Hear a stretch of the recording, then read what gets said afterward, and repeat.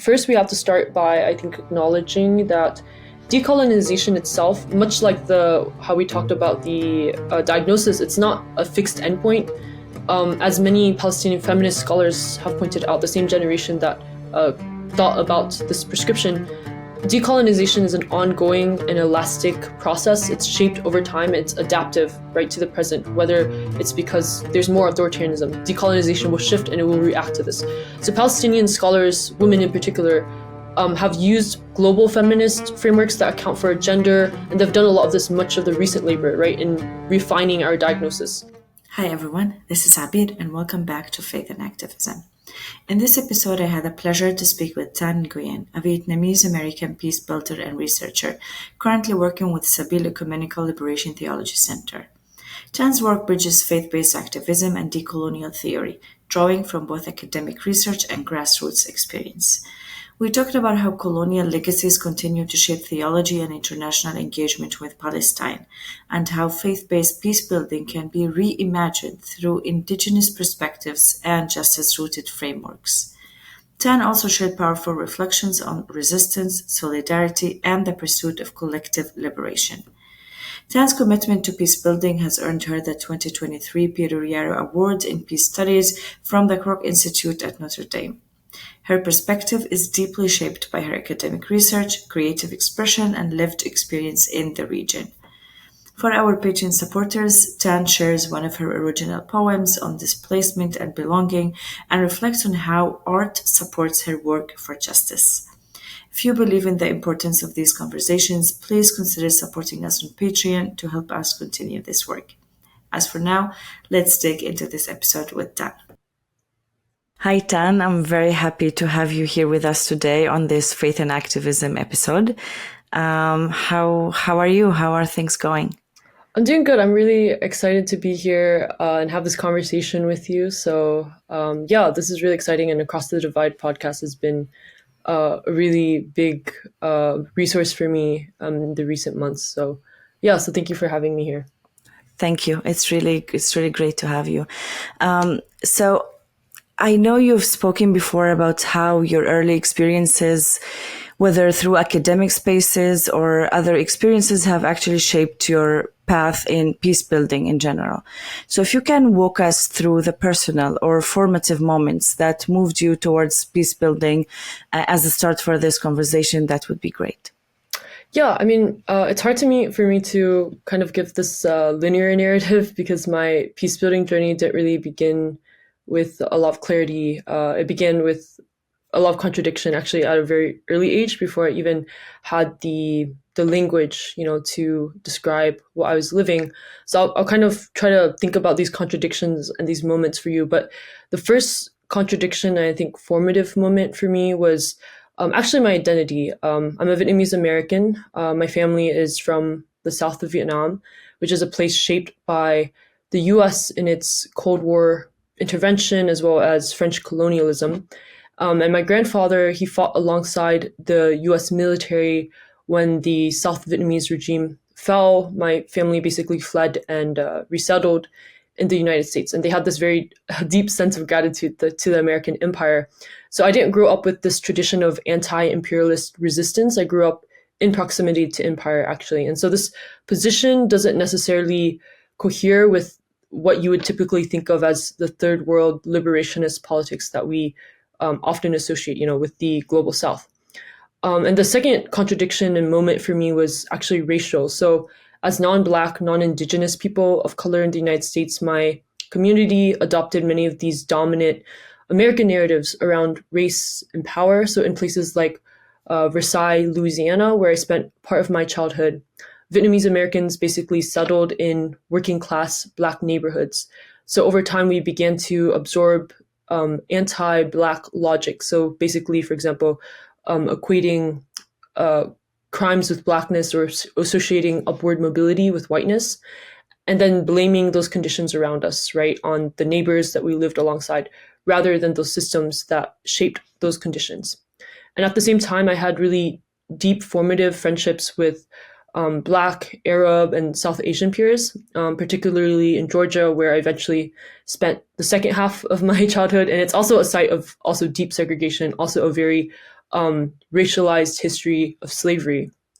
And they were the first people who really introduced this dissonance between my upbringing and my really lived relationships. And so this was one of my really earliest forms of political education, even before I called it that. So, by the time I had reached university, I was carrying all this with me. But like I said, I didn't have the tools to understand it. I had deep friendships across these racial lines. But I related to both my community and my friends in a really depoliticized way. So that began really, I think, when I went to the University of Notre Dame. This is a predominantly white Catholic institution. So I was suddenly surrounded by the very logics of power that my family had assimilated into. And to be honest, I wouldn't have felt this had it not been for the very specific historical moment in which I was thrown into university. At the time when I began university, this was in 2019, I started as a pre-med student, actually. So there was for me, no interrogation. I didn't really think about these issues. But there was this ongoing campus-wide debate at this point in time in 2019 about whether to remove the murals of Christopher Columbus, which had been hanging in the university's main building for many decades. It was one of the very first murals they had. So for many indigenous students and allies, this was a moment that was trying to confront the university's complicity in the erasure of the indigenous peoples on whose land the university resides.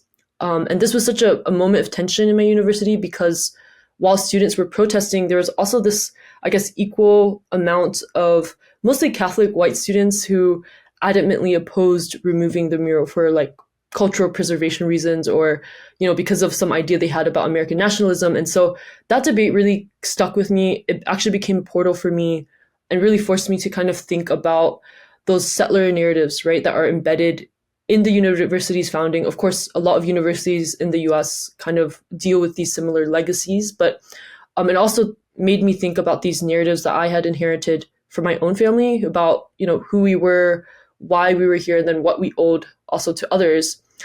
So this was one moment out of several moments that kind of pushed me towards political science and peace studies, both disciplines being one of the frameworks I wanted to think about to investigate society and the issues that were really just sitting with me. Peace studies became the framework I kind of later used in my research and my activism, because peace studies itself, it emerges as this interdisciplinary critique of the realism that's found in political science. And peace studies has really rich intellectual strands and several ways to kind of structure and think about peace building. So I had, my official training, you could say, in peace building from the peace studies curriculum. And I would honestly, recommend peace studies to anyone who cares to develop this critical interrogation of society in their own field. But of course, my journey kind of alludes to a little bit, real political education doesn't really happen in the boundaries of the academy. And so I was really lucky, I think, to be surrounded by mentors at that time who happened to push me to challenge the institution of the university to think about education in a critical way and what is education in service of. And so that really encouraged me to go outside the classroom to fully understand what it means to be a scholar and a practitioner at the same time. So one of those ways was actually organizing with Black-led movements in the US South, as well as the Midwest. And that was a big part of my journey into peace building because that's where I was first introduced to Palestine through the lens of Black and indigenous solidarity. And so from there, Palestine became a kind of compass in my peace building work. And it was a way to orient myself, towards those questions that mattered the most. And so it was through this compass and also all of my other, contradictions, again, that I was living with, that I found a way towards faith-based peace building. And so that's actually the path that ultimately led me to my current work. There's other global moments as well that kind of shaped faith-based peace building in particular as the mode in which I understood peace building. So now today, I currently work in faith-based Palestinian civil society and doing a lot of the faith-based activism and faith-based peace building there. So that's kind of where I guess the journey has led me today. This episode is supported by Peace Catalyst International. Across the Divide has joined forces with Peace Catalyst International to amplify the pursuit of peace and explore the vital intersection of Christian faith and social justice in Palestine-Israel. Both Peace Catalyst and Across the Divide are committed to supporting Christians worldwide to move beyond apathy and into active solidarity, working together for a holistic and just peace for everyone in the land. By supporting this partnership, you can help elevate Palestinian voices and initiatives working for peace all over the world. Visit Peace Catalyst International's website to learn more about their work, and consider giving to them directly or supporting us through our page on the Peace Catalyst website. The link is available in the show notes. Together, we can equip Christians to begin following Jesus in this sacred and healing work for a just peace. How exactly do you define faith-based peace building in the way that both your background, as a Vietnamese American and a person of faith, have actually influenced the way you approach this work across different cultural and political contexts? So we're talking about, for example, Vietnamese people in the US, then Black people in the US from all different countries, backgrounds. And then we're talking about Palestine, and there are some similarities, yet they are very different. So how exactly would this big umbrella of faith-based peace building connect these and shape the way that you understand and work in activism in general? Yeah. So I didn't initially seek out faith-based peace building. This was kind of a framework that I came into through those, again, like you mentioned, all these like different factors. So, in fact, I had grown really disillusioned with religion at first, especially the way Catholicism functions in American institutions. And I don't know if I mentioned it earlier, but I grew up in specifically a Vietnamese Catholic household. So I was taught faith as, personal piety, in a way as a result of French colonialism and the way European Christianity kind of shaped a lot of how Christianity was practiced a lot in the global South. But when I got to Notre Dame, again, a Catholic university, I found that faith was framed in a different way, which is usually through a patriotic, liberal lens. So it even those faith-based initiatives or even like interfaith dialogue for them, it was about emphasizing tolerance, right? But it really rarely engaged with these deeper questions for me about history and power. So that really actually led me at first to distance myself from religious spaces and instead pursue organizing and justice work in what I would call like secular circles. So, for example, the progressive movements I mentioned, like even the Black-led movements in the US. So in those secular spaces, I kind of began to notice like another tension, and this will eventually lead me to where I'll talk, to your question about what does faith-based peace building entail. But basically this tension I saw was this unwillingness to really see religious actors as partners. And there wasn't always a space to name or honor the spiritual frameworks that grounded so many of our communities, including indigenous communities. So this tension became a lot more profound when I, again, kind of because of my peace studies education, I traveled to Bosnia with a peace catalyst to study religious peace building. And there I actually encountered this really fraught relationship between the religion and the nation state. Religious identity, for example, had been ahistoricized or stuck in time, by putting them in these categories of religious identities. So people were often boxed into specific lines like, Bosniak Muslim, Croat Catholic, or, Serb and Orthodox. But through these cracks, I actually saw something else, especially observing these religious peace builders. These peace builders were working to reclaim the dynamic aspects of their traditions. They understood that faith wasn't really static. It was always changing. It's always historically situated. So what they were trying to do wasn't just interfaith dialogue. And this is where I kind of understood that there was a faith-based peace building that was just beyond interfaith dialogue, that we didn't have to just stick at the surface level. And that there could be something that focuses on, for example, relationship repairing, that it was about returning to maybe older ethical roots while confronting these nationalist, distortions of religion that had fueled violence. And so that same year, and this was a really formative moment for me because I think Bosnia and Palestine, they kind of have these similarities in some ways. And that same year I actually began interning with Sabeel, a Palestinian Christian liberation theology center based in Jerusalem. And so I didn't go looking for a spiritual reawakening, but what I found there really transformed me because it was the first time I had encountered this theology, liberation theology, that named systems of colonization and empire super clearly. And so as a faith-based civil society organization, they take really seriously, the spirituality as a political stance and really saw religion as infused to one's everyday life. And I hope to, return back to this point maybe sometime in our conversation, because I think this specifically is a very decolonial intervention of faith. But in any case, this practice really helped me revisit my own tradition with different eyes. And it really made clear to me that what I had once dismissed in my religious life was actually shaped by the liberal, Western, nationalist forms of Catholicism that I had grown up with. And so it was through these experiences that I came to see faith-based peacebuilding specifically as a deeply necessary intervention to our world.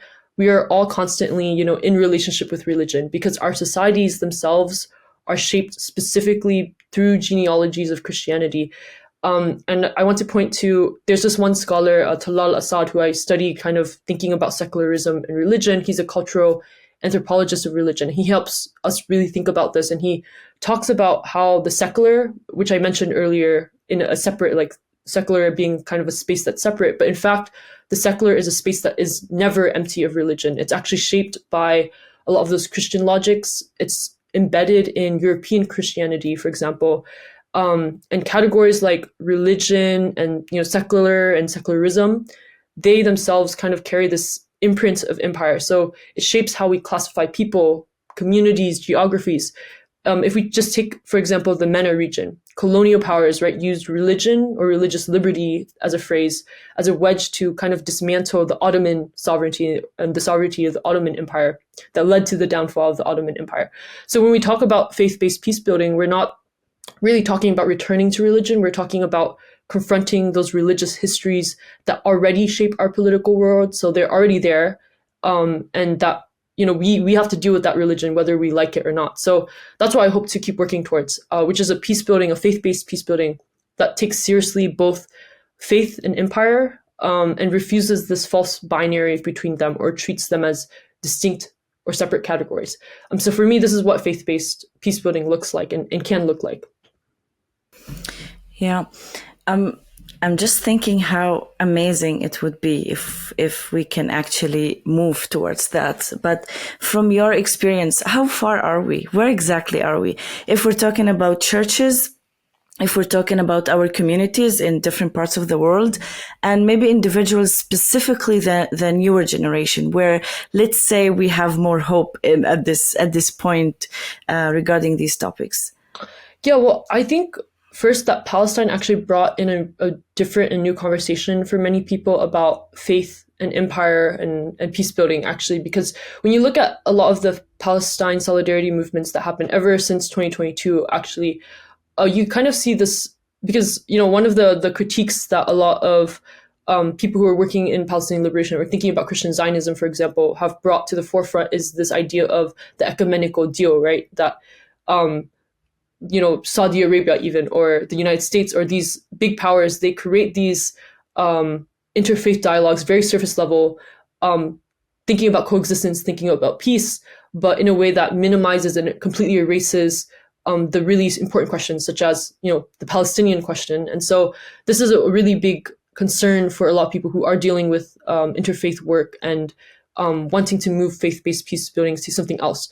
And I think Palestinian solidarity movements actually have given us this new model to think about faith-based activism and interfaith activism in a way that is so transformative. I mean, you see in a lot of these protests, there's multiple prayers that are happening. Usually, for example, anti-Zionist activists, they will pray alongside Muslims or Christians and other communities of faith in a really profound way, and they kind of connect again to this liberation theology ethos. And so I do think that we're getting there. I think that there are new openings to think about it. Of course, it's not perfect, and it's certainly not mainstream, but I think that compared to where we were 10 years ago, 5 years ago, I think there is a lot of openings to kind of think about this and think about how do we engage with each other in a deeper way than what was previously kind of thought of in these faith-based peace-building circles. Yeah. And what exact approaches from your experience have actually made this work harder? Well, I think so. I've done research a lot in actually connecting decolonial theory with faith-based activism. And it's actually kind of a complicated topic to kind of like really explore. But one of the things that I've discovered, and maybe we can talk a little bit about that once I talk maybe more about colonization or decolonization, but that indigenous framings and indigeneity has become kind of one of the new frameworks in which we can kind of understand faith-based peacebuilding, and actually using faith-based peacebuilding alongside indigenous frameworks has actually been really instrumental of, for example, using indigenous language or indigenous words to frame the ways we think, for example, of nonviolence. Nonviolence for many people can be, another word that's used similar to how peace is another word for violence, but for Palestinians, for example, in terms of thinking about nonviolence, Samud is a good example of how this framing kind of allows us to non-Westernize the idea of nonviolence into a framework of Palestinian resistance, for example. So that's something I think about, is how faith-based peacebuilding can kind of continue to capture kind of these lenses. It would also be really good when and if we can all agree on the different definitions for all of these terms. And I know, and I'm sure you've encountered a lot of misunderstandings, for example, in your work and your research to all these different terms. And for example, here, like Palestinians in Israel, we have like this really, I don't know how to describe it, but we're like so anti the use of words like coexistence and conflict, and because it's like, it's not exactly that. This is not what we're looking for. And this would be similar to different approaches we have in faith-based activism. And here I want to move to the whole decolonial approaches and dig a little bit more into that. So you've been working on connecting decolonial theory with faith-based activism.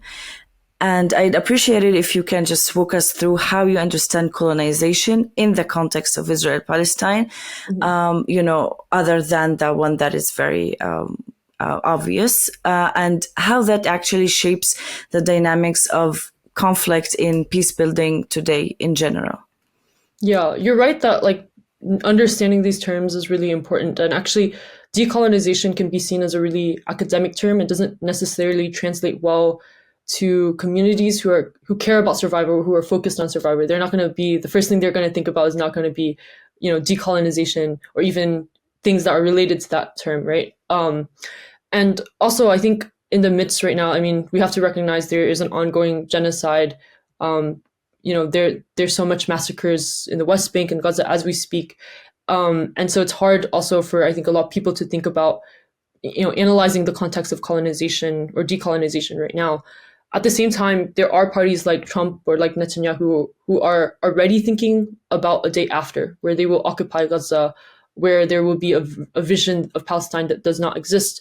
So with that said, I think there is some responsibility for us, especially those who come from positions of privilege, to really think deeply about decolonization and what this means for us as an international community.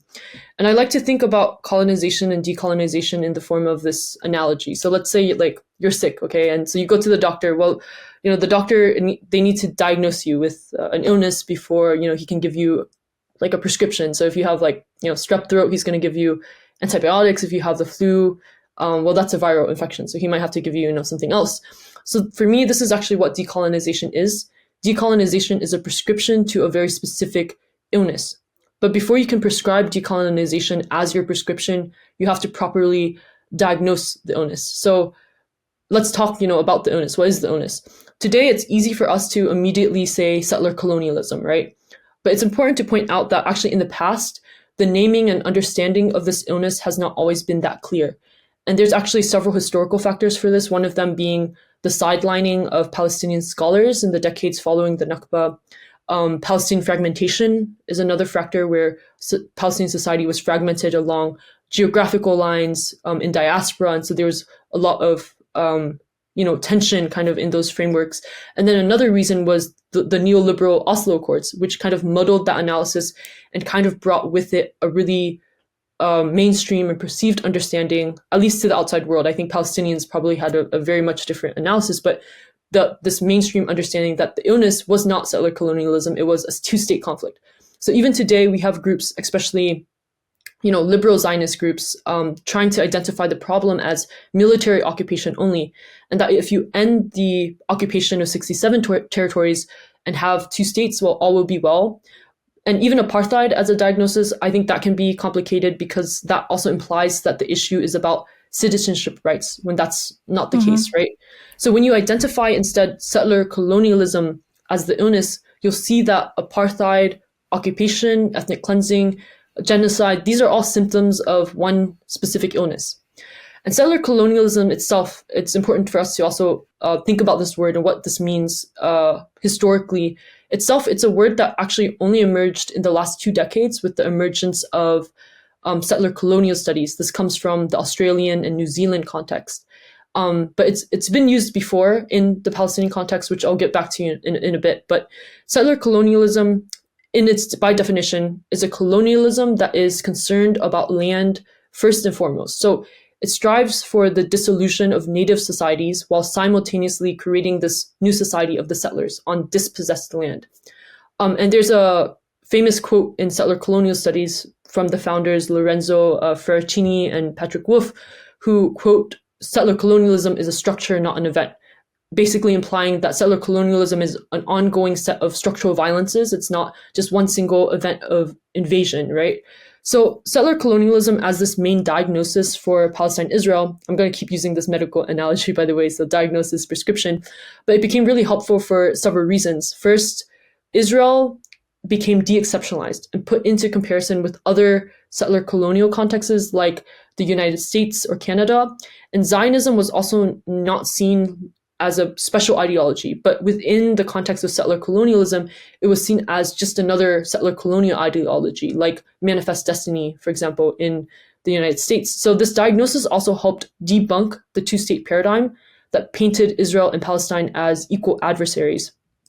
And I think in 2022, I felt this was when settler colonialism entered into mainstream discourse rather than just this academic space, because as you might remember in 2022, there was that Unity Intifada uprising when Palestinian citizens of Israel, 48 Palestinians, began to use settler colonialism and the word ongoing Nakba, meaning, Nakba as a structure and not a one-time event, to really describe what was going on. And that kind of actually spread, these phrases spread throughout the world in Europe, in the United States, when protests began happening due to Sheikh Jarrah. So this was a really important moment, I think, in thinking about settler colonialism and settler colonialism now becoming that main diagnosis. At the same time, and unfortunately, I think nothing is ever really simple when it comes to Palestine, Israel. It's like simple and complicated at the same time, right? So settler colonialism itself as a diagnosis is also problematic. And one of the problems with settler colonialism in kind of this analysis is that it's a very much a zero-sum game where there's always two identities opposing each other, right? There's the settler and the native. The settler will always strive for more land and thus the annihilation of the native. And so you have a situation, if you think about it in a theoretical sense, where decolonization can only be framed in two ways. The first is anti-colonial resistance, where the natives triumph over the settlers, or complete annihilation, where the settlers triumph over the natives. And this is the case where the settler then becomes basically the native. They control all of the land. And this was actually what happened in the 1950s and 60s, when there was still somewhat of an analysis of settler colonialism, except during this time they called it Zionist colonialism. It basically had the same analysis, but just a different name. But because of the success of third world liberation struggles, such as Algeria, this is a really good example of, that first phase or that first scenario of decolonization where the natives would triumph over the French settlers. A lot of groups, including Palestinians, saw decolonization as being framed along anti-colonial resistance. So this specific form of anti-colonial resistance actually rejected indigeneity. Yasser Arafat, for example, he famously said that Palestinians, we are not red Indians. We don't want to be associated with them because they were defeated and we won't be defeated. So this is actually really tricky to think about when you think, okay, if this is settler colonialism is the only analysis and if this is the way it's been understood, how do we actually bring decolonization into the mix? So Palestinian scholars, they kind of actually offer, in today's generation, offer a different alternative to the diagnosis.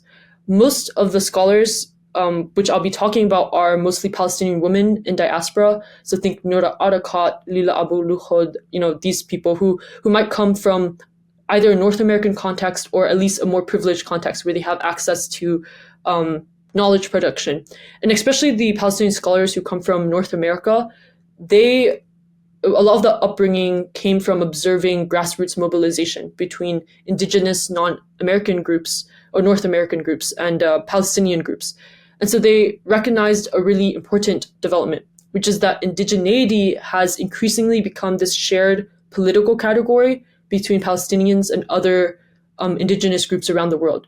So they then took a step back, these Palestinian scholars, and they basically said, okay, settler colonialism as a diagnosis for Palestine-Israel is a very settler-centered narrative. It doesn't fully take into account what indigenous political claims and voices are. And again, I refer back to Lila Abu Lukhod, who argues that the concept of settler colonialism opens up possibilities for us to think about our political present, our political future, but this should not serve as the end analysis, right? So this is a really important insight because I think she is alluding to concrete decolonization.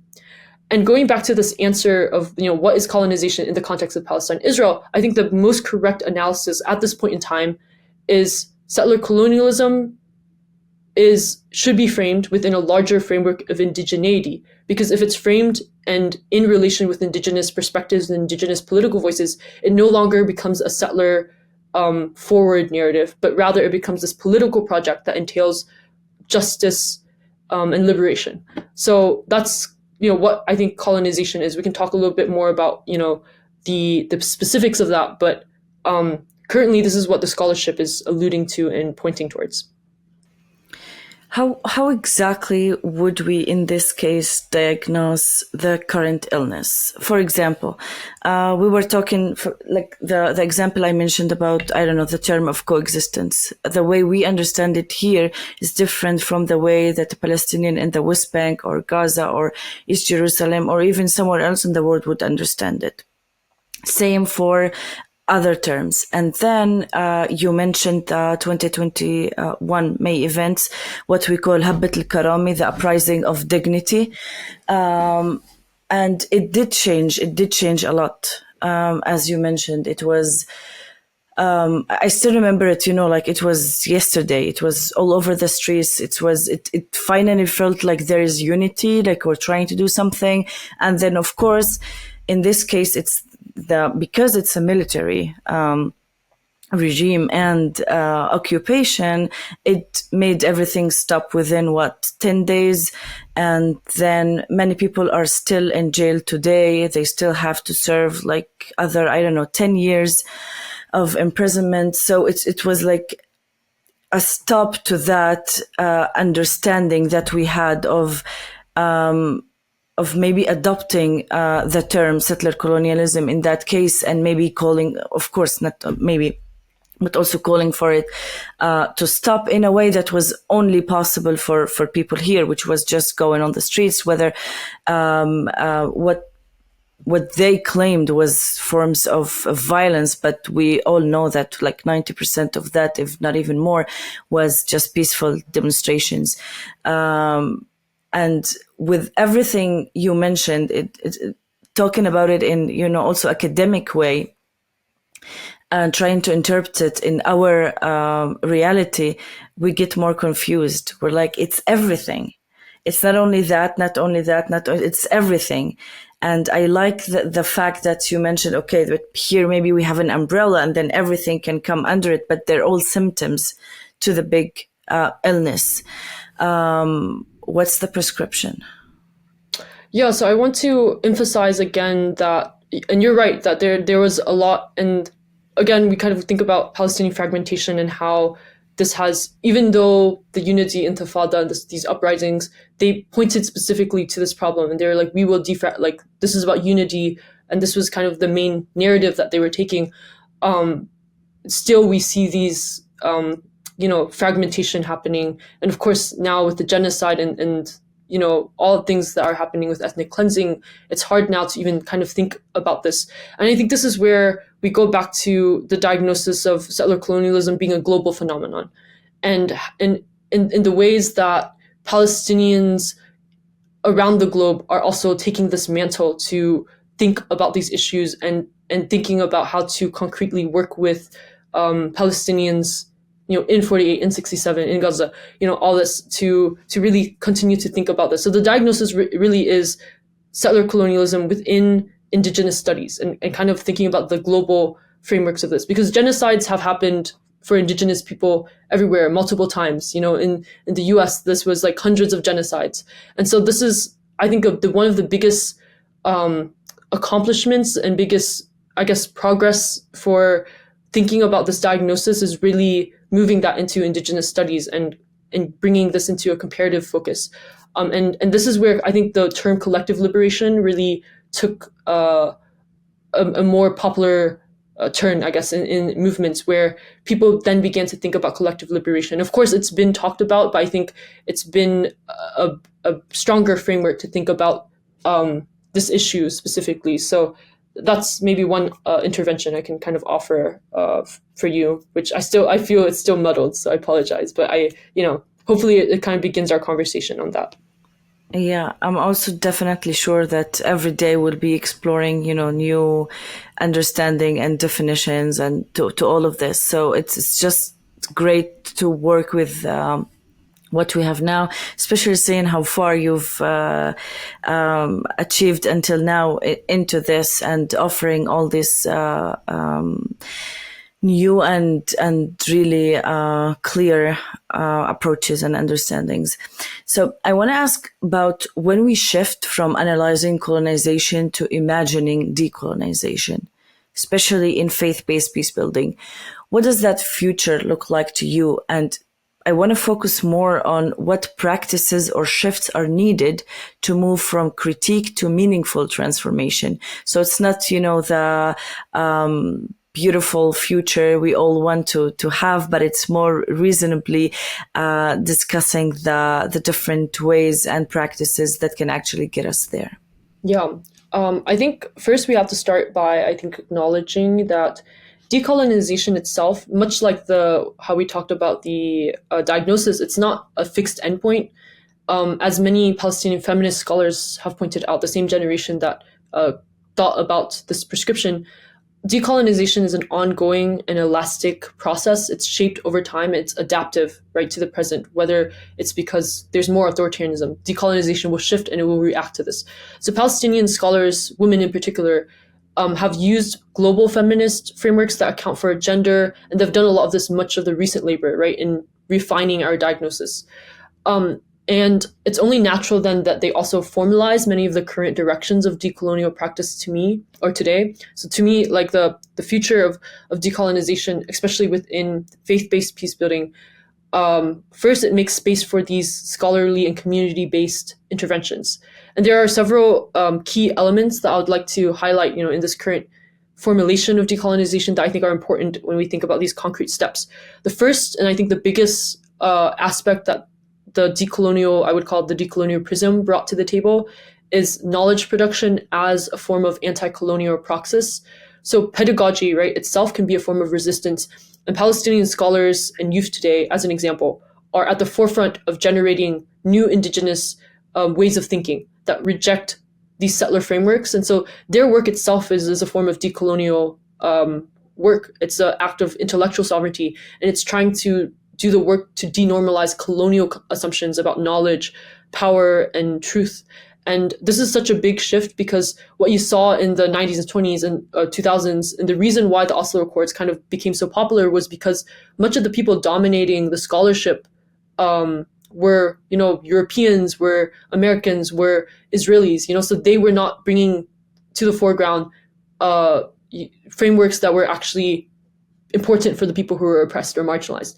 And so now that we have people who have these access now into these spaces of knowledge production, there can be a lot more change that can take place. And you already saw that again with the example of settler colonialism that moved from the academy to movements, to grassroots movements. That was just one example of how Palestinian scholars were able to move some of these frameworks into our mainstream understanding. The second aspect, I think, is this redefinition and renewal of the past. And I think Palestinian scholars call this the return of history. So decolonization, it's not only about reclaiming land, right, but it's also about memory. And there's two examples I can use to illustrate this that are concrete. One example is Vivian Sensor's heirloom seed library. You might know this, but it preserves indigenous seeds as a way of reconnecting Palestinians to the land and to ancestral relationships with it. And Noura Erakat actually uses this story to emphasize that decolonization involves redefining and reanimating our connection, a relationship to the past so it can inform a liberated future. And this idea is also present in the Nakba marches by 48 Palestinians who sought to recenter memory and history in communities that had long been depoliticized or fragmented. Because before the Nakba marches occurred, a lot of 48 Palestinians as a community were depoliticized due to a lot of the shifts that the PLO made and kind of excluding a lot of 48 Palestinians from the national vision of liberation. Of course, as you know, this year the Nakba March was canceled due to ongoing repression. So I do want to note that there's been, obviously changes and current challenges on the ground as well. I think another aspect, the third aspect for me that's really important is there is now this move away from neoliberal governance that you saw in the Oslo Accords to a politics of care. So a group that is doing this work, for example, is the Palestinian Feminist Collective. Their model specifically intentionally tries to shift away our understandings of freedom as looking like liberal frameworks of sovereignty or nation states, right? And towards something else, towards a community-rooted politics of care, and trying to encourage us to think about what does it mean to organize around different lines, like away from the nation state, because traditionally how we thought about Palestine, Israel, again, you mentioned coexistence, you mentioned, some of these frameworks that have really plagued our understanding of what liberation can look like. And so by introducing politics of care, which is this politics of like mutual flourishing, it's about, decolonial love. This is the main ethos that kind of informs what this community politics looks like. And decolonial love is defined as a radical healing force that counters the exclusionary, racialized love of the colonizer. It talks about this inclusive love. And this form of care really reorients Palestinian liberation around relationships, dignity, and collective life. And then the last one I'll mention, there's a lot of aspects, but I have to kind of shorten this so it makes more sense for us. But the fourth aspect, and this goes back to kind of the indigenous work that's been done, is transformative solidarity. The decolonial imagination calls us for deeper and more accountable forms of solidarity. So rather than reproducing transactional allyship, it demands a lot of reflexivity and a critical interrogation of ourselves. For instance, Palestinian organizers have critiqued the appropriation of slogans like Palestinian Lives Matter, suggesting instead that the solidarity with Black communities must begin with reckoning with anti-Blackness, for example, within Palestinian society and Arab society at large. So in this sense, decolonization can become a mirror, both inward and outward. So these are all like some of the interventions, and many of them, as I've mentioned, and just through the examples, you see some very tangible implementation. And I can't ignore, the faith-based peace building, because that was part of your question. So my work with organizations like Sabeel, I found that these frameworks don't always fully resonate, right? Like how I kind of describe these frameworks itself is a very academic way. It doesn't, like if I try to talk about these frameworks to someone like an activist on the ground, they're not going to really resonate with this. And especially in religious spaces that are operating with very different epistemologies. Among Palestinian decolonial scholars, religion, and this is what I've noticed, and even through my activism, religion, again, is rarely taken up as a serious interlocutor. Mostly because religion is associated with, again, the gendered-based violence of patriarchal authority. So it's either bracketed or it's rejected outright within these feminist and decolonial spaces. Because, again, most of the conversations happening on decolonization are being made by feminists and feminist scholars who kind of maybe, I've talked to some who have told me like they experienced a departure from religion, kind of to their own past. So this gap really made me ask what interventions are needed to bring the decolonial conversation into spiritual and religious communities, not as like an imposition, but more as an invitation to a deeper reckoning of these issues. So if I take Sabeel, let's say, as my example. I'll use Sabeel as kind of the example just because it practices Palestinian liberation theology. So I want to think about Palestinian liberation theology as an example of how it can speak to some of these decolonial approaches. Palestinian liberation theology, I think, recognizes empire colonizes not only land and bodies, but also the soul. So even in this first intervention, they're trying to move decolonization and thinking about decolonization to a way that's not just about power analysis, because a lot of the decolonial prisms that I just mentioned, they talk a lot about settler colonialism in a very theoretical sense or in a very power-based sense. For Palestinian liberation theologies and those who are engaged with these theologies, decolonization must also include the spiritual. How do we relate to God? How do we relate to each other? How do we relate to the memory of, not just the Nakba, but also 100 years before the Nakba, the Balfour Declaration, and so forth. So uniquely, I think Christianity in Palestine is both colonial, it's colonized, and indigenous, right? So there is a deeper call right now when we think about this for really addressing the legacies of Christian empire and fragmentation within Palestinian Christianity, not just Palestinian society at large.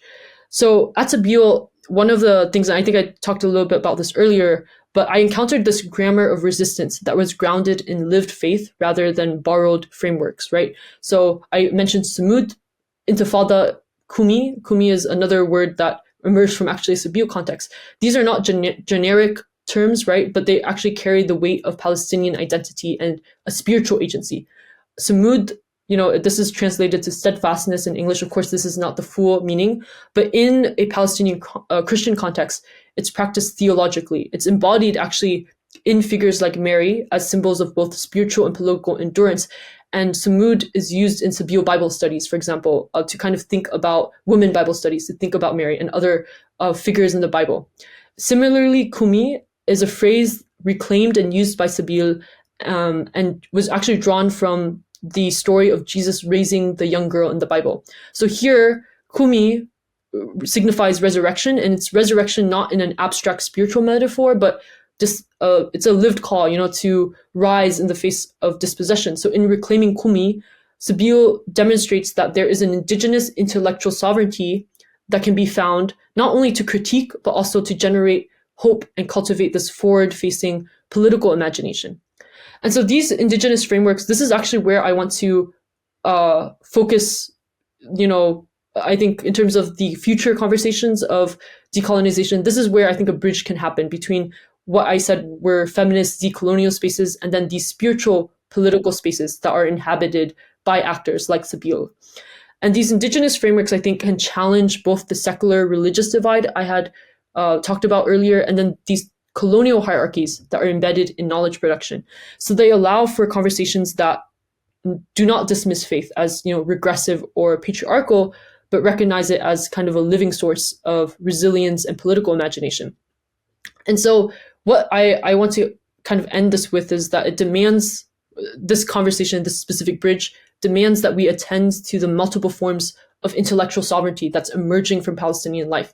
So if decolonization, I think, is to be expansive and rooted, it must make space for theological resistance as part of this indigenous imaginary and not treat religion as external or exceptional domain.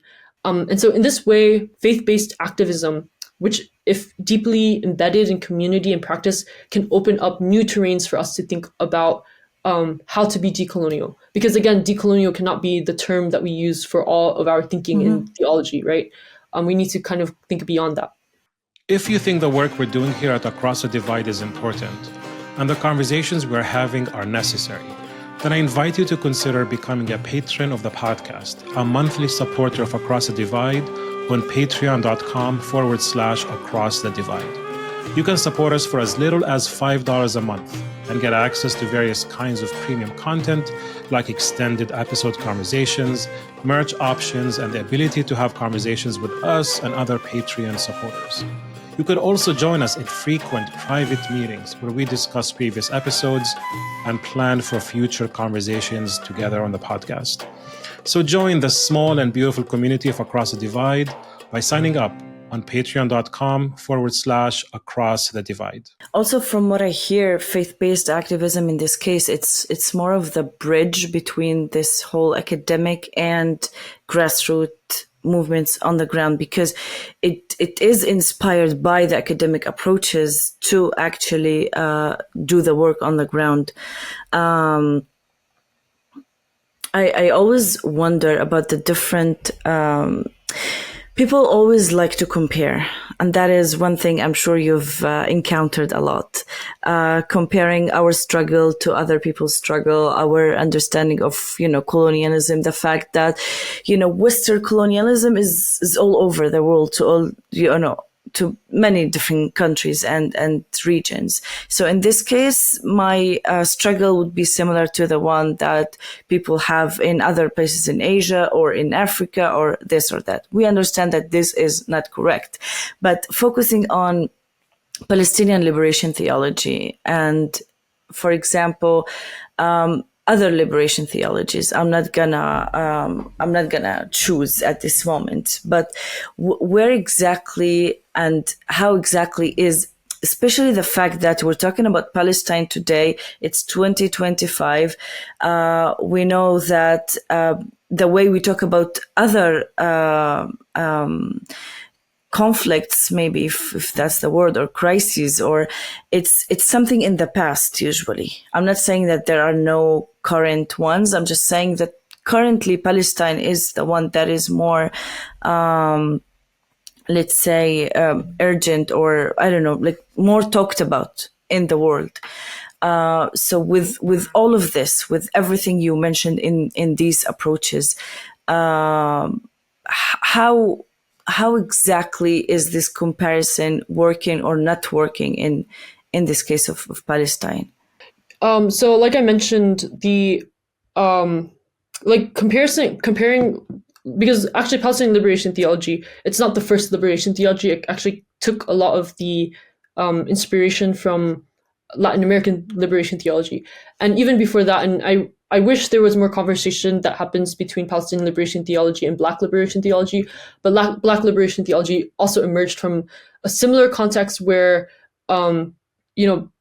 African Americans who, in this context this is during slavery, where they inherited a lot of the Christianity that came from white slave owners, and they wanted to transform Christianity and not only like retake the tools of Christianity, but reclaim it as something for them to rebuild and to think about their liberation. So the Black liberation theology continues to be developed today, actually. And that I think that when we think about comparing these liberation theologies, there is a lot of space for us to move forward. And I don't think there's a lot of backwardness actually when we do this, because I think it's really important to connect these liberation theologies together, especially Black liberation theology and Palestinian liberation theology, especially in the context of Black Palestinian solidarity. There's been recent conversations happening about how Black Palestinian solidarity, for example, has been disrupted due to Christian Zionism and due to Hezbollah techniques that have actually weaponized Black churches in America to preach a specific Christian Zionism. And so this is a really important intervention that I think liberation theologies can play a role in by bridging that gap between Black and Palestinian liberation theologies, or theologies at large, to intervene in what Christian Zionism is doing to communities across the world, really, because you see Christian Zionism actually growing in different parts of the world because there hasn't been conversations about liberation theologies. There hasn't been conversations about Palestinian theology. So actually, I do think that it's necessary to continue to talk about this and to continue to bring it into comparison with other contexts. Definitely. So before we finish this part and move to our Patreon part, I would just like to thank you for all of these different approaches and the ways of explaining all of this. But just one last thing before we go, as we know, last year you received the Young Innovators Award from Rick Love Award, and for the work you're doing in faith-based peace building. So if you were to say, one last message to our listeners regarding this work and why we need, no matter where we are in the world, no matter what we do, why we need to step up and say something about what we're going through. Yeah, I mean, I think in this moment right now, we're seeing this collapse of international law, of the political liberal order, and we can sit in despair, or we can think about, well, what world do we want to raise our children in, And I think this is the biggest question, is that there's an opportunity for us to make and think about a new world. And part of that work for me is faith-based peacebuilding. Of course, people can approach it in different contexts, but I do think that anyone can really be engaged in faith-based work, whether in their churches or religious communities, or even just thinking and, questioning kind of the assumptions that we kind of live with. For example, our understandings of freedom or individual agency, or, why do we, relay violence, and why does the nation state have the right to violence? And so these are questions that I think affect everyone, and again, like, these are all connected under the umbrella of religion in some ways. Again, due to a lot of the Christian imaginary that created a lot of the context and the political order that we live in. And so that would be something that I would want to encourage. And the last thing I want to say to listeners is that everyone has a role to play in advancing these visions of liberation and also creating these worlds. Because right now, a new world is in creation. It's up to us to define what it can look like, rather than let people who are in power or people who are corrupt define what that looks like for us. So we need to take that into our own hands. Great. Thank you very much. Now we are about to move to our extended part of the interview for Patreon, where we will discuss storytelling and art as tool for collective liberation, also from your work. So if you're a Patreon supporter, please go to Patreon to listen to this part. If not, please consider supporting, and we hope you enjoyed this great conversation with Tan. Thank you. Thanks for tuning in to this episode of Across the Divide. We are so grateful for your support and interest. The hosts of this podcast are Daniel Bannoura, Jennifer Madrand, and myself, Abeer Shhali. Salim Anfous is our producer. Our theme music is composed by Charlie Rishmawi. To help sustain the work of this podcast, please consider becoming a financial supporter of Across the Divide. Any donation amount makes a difference, and with a donation of as little as $5 a month, you will gain access to exclusive supporter-only content. Go to patreon.com/acrossthedivide to learn more and donate. For any feedback or suggestions, connect with us on Instagram at Across the Divide Podcast. Until next time, stay curious, stay passionate, stay engaged, and join us again on Across the Divide.